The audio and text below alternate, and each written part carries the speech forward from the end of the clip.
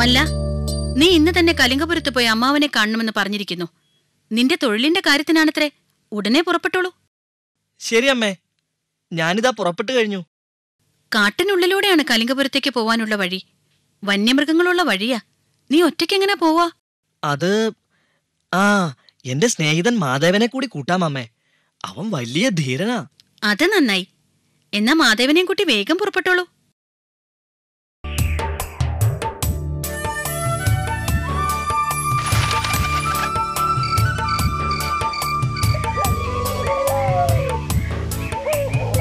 നീ ഉള്ളതുകൊണ്ടാ എനിക്ക് ഈ വനത്തിലൂടെ നടക്കാൻ ധൈര്യം കിട്ടിയത്.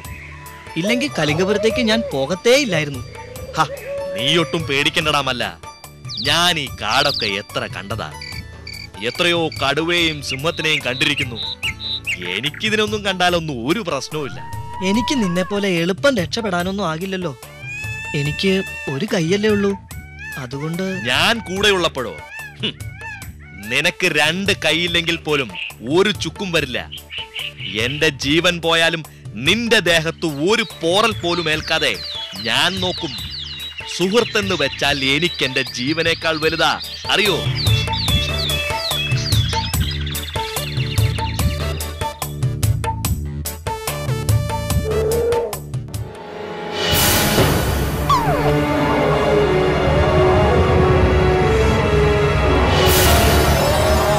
ഓടിയാ കരടി കൂടെ ഓടിപ്പിടിക്കും.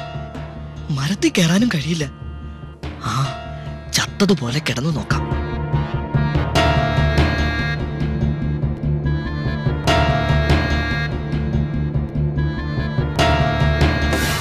ശവത്തിനെ കരടി ഭക്ഷിക്കാറില്ലെന്ന് കേട്ടിട്ടുണ്ട്. ഞാൻ ശവമാണെന്ന് കരുതി കരടി പോയാൽ രക്ഷപ്പെട്ടു.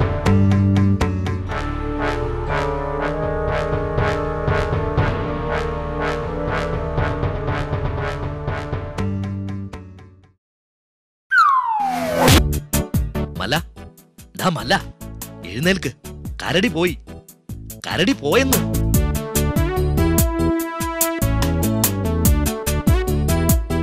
അല്ലടാ, ആ കരടി നിന്റെ ചെവിയിൽ എന്താ പറഞ്ഞത്? ഓ അതോ, ആപത്തിൽ കൈവെടിയുന്നവനെ കൂട്ടുകാരനായി കൊണ്ടു നടക്കരുതെന്നാ കരടി പറഞ്ഞത്.